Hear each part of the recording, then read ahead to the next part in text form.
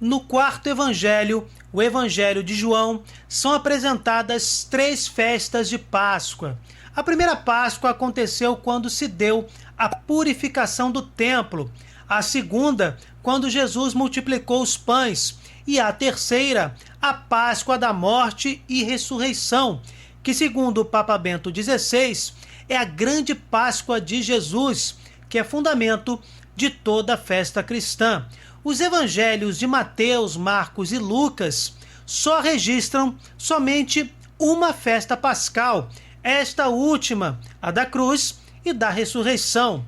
Vale lembrar, inclusive, que no evangelho lucano, o caminho de Jesus se apresenta praticamente como uma peregrinação da Galileia até Jerusalém. Isso mesmo, o evangelho de Lucas nos dá a impressão de que a vida pública de Cristo é quase uma única trilha, uma única subida da Galileia até Jerusalém. E é aqui que precisamos fazer uma importante reflexão.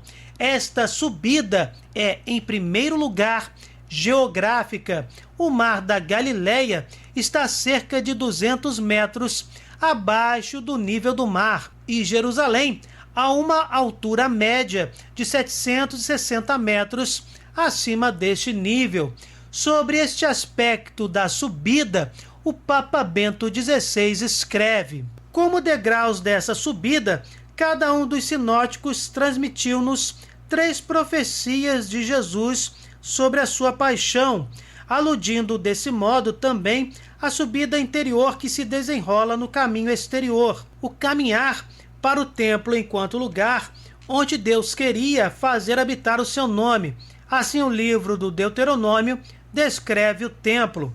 A meta final dessa subida de Jesus é a oferta de si mesmo na cruz, oferta que substitui os sacrifícios antigos. É a subida que a carta aos Hebreus designa como a ascensão para a tenda não feita por mãos de homem, ou seja, o próprio céu, apresentando-se diante de Deus. Essa ascensão até a presença de Deus passa pela cruz, é a subida para o amor até o fim, que é o verdadeiro monte de Deus. Todavia, a meta imediata da peregrinação de Jesus é Jerusalém, a cidade santa com seu templo, e a Páscoa dos judeus, como a designa João. Jesus pusera-se a caminho juntamente com os 12, mas pouco a pouco se foi associando a eles uma turba crescente de peregrinos. Mateus e Marcos narram-nos que à saída de Jericó já havia uma grande multidão que seguia Jesus. Nesta última parte do percurso, temos um mendigo cego chamado Bartimeu. Ele grita sem cessar: Filho de Davi, Jesus, tem compaixão de mim. Sabemos que no final, Jesus cura Bartimeu e este segue Cristo pelo caminho. Esta súplica de Bartimeu inclui o nome Davi nesta subida de Jesus. Seria Jesus o Davi esperado?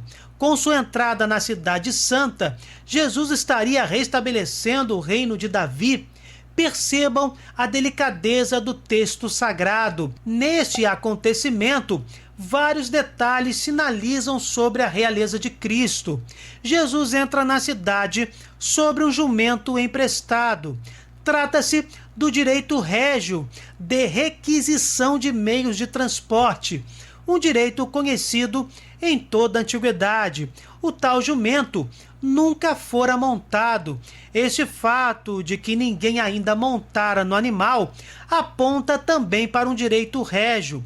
Papa Bento XVI detalha: temos em primeiro lugar Gênesis 49, do 10 ao 11, a bênção de Jacó, na qual se atribui a Judá o cetro, o bastão de comando, que não será tirado de entre os seus pés, até que venha aquele que lhe tem direito e a quem os povos hão de obedecer. Dele se diz que ata à videira o seu jumentinho, por isso o jumento ligado alude àquele que deve vir, a quem os povos hão de obedecer. Mais importante ainda é Zacarias 9, verso 9, o texto explicitamente citado por Mateus e João para a compreensão do domingo de Ramos. Dizei à filha de Sião: eis que o teu rei vem a ti, manso e montado em um jumento, em um jumentinho, filho de uma jumenta. Estar montado em um jumento nos indica a cavalgadura dos pobres, que é o oposto dos carros de guerra. Jesus é o rei da paz e é rei a partir do poder de Deus Pai. É o rei da simplicidade, o rei dos pobres. Aqui Jesus reivindica um direito régio. Ele quer que compreendamos o seu caminho e suas ações com base nas promessas do Antigo Testamento, que nele se tornam realidade. Jesus age e vive na palavra de Deus e não segundo desejos próprios ou humanos. Um detalhe: os discípulos colocam sobre o jumento as suas capas e Jesus se senta em cima. Este fato está ligado a uma tradição na realeza de Israel. Esta ação feita pelos discípulos é gesto de entronização na tradição da realeza davídica e, consequentemente, na esperança messiânica que se tinha desenvolvido a partir dessa tradição. A multidão de peregrinos que veio junto com Jesus a Jerusalém se contagia com os discípulos e estende agora as suas capas na estrada por onde o mestre passa. Os peregrinos cortam ramos das árvores e gritam palavras do Salmo 118. Hosana, bendito que vem em nome do Senhor. Bendito o reino que vem do nosso pai Davi. Hosana no mais alto dos céus. Originalmente, Hosana era uma súplica como ai de nós, ajudai-nos. Bento XVI explica: no 7º dia da festa das cabanas, enquanto davam 7 voltas em torno do altar do incenso, os sacerdotes tinham-na repetido de forma monótona, como súplica para terem a chuva. Mas dado que a festa das cabanas se transformou de festa de súplica numa festa de alegria, a súplica foi se tornando cada vez mais uma exclamação de júbilo. Provavelmente, no tempo de Jesus, a palavra já tinha assumido também um significado messiânico. Desse modo, podemos reconhecer na exclamação Hosana uma expressão de sentimentos de múltiplo significado, quer dos peregrinos que vieram com Jesus, quer dos seus discípulos, um jubiloso louvor a Deus no momento daquela entrada, a esperança de que tivesse chegado a hora do Messias, e ao mesmo tempo uma súplica para que se realizasse de novo o reino de Davi e com ele o reino de Deus sobre Israel. A expressão que vem em nome do Senhor era inicialmente pertencente à liturgia de Israel, destinada aos peregrinos, quando entravam na cidade ou no templo. Aqui, como estamos vendo, dentro deste contexto, assume um significado messiânico. Agora é um louvor a Deus, que é saudado como aquele que vem em nome do Senhor, como o esperado e o anunciado por todas as promessas. No Evangelho de Mateus, a cidade pergunta: quem é este? E a multidão responde que era o profeta Jesus, de Nazaré, da Galileia. A cidade fica perturbada e aqui Mateus usa o termo ezeíste, que exprime um susto causado por um terremoto. Aqui temos que ter a consciência de que esta multidão não é a mesma que pedirá a sua crucificação. E este episódio em que os habitantes da cidade não reconhecem Jesus, em uma atitude que mistura indiferença e medo, de certo modo sinaliza para a tragédia futura da cidade, que Jesus por várias vezes profetizou. Também em Mateus, temos crianças acolhendo Jesus na Cidade Santa, e ele defende esta aclamação com uma referência ao Salmo 8, verso 3, da boca dos pequeninos e das crianças de peito procuraste o louvor. Sobre isto, nosso querido Papa disserta: O que ele tinha em mente torna-se evidente se recordarmos o episódio referido pelos 3 evangelistas sinóticos das criancinhas levadas a Jesus para que ele as tocasse. Opondo-se à resistência posta pelos discípulos, que o queriam defender de tal ingerência, Jesus chama a si as criancinhas e começa a abençoá-las, impondo-lhes as mãos. Depois, explica esse gesto por palavras: deixai as crianças virem a mim, não as impeçais, pois delas é o reino de Deus. Em verdade vos digo, aquele que não receber o reino de Deus como uma criança, não entrará nele. Jesus vê nas crianças o exemplo por excelência daquele ser pequenino diante de Deus que se requer para podermos passar pelo buraco da agulha, de que fala o episódio do jovem rico, cuja narração aparece logo a seguir.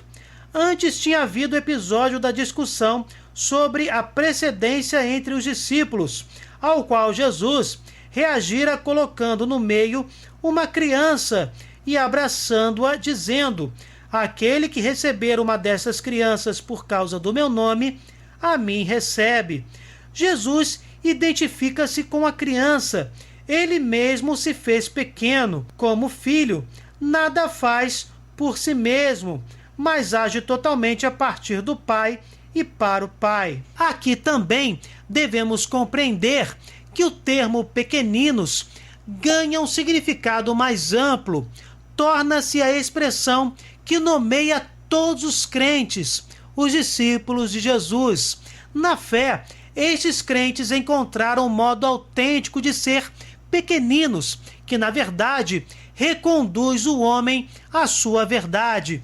E assim voltamos ao Hosana das crianças, à luz do Salmo 8, citado por Jesus. O louvor das crianças é uma antecipação do louvor dos seus próprios pequeninos, os cristãos, que vão entoar muito além daquela hora.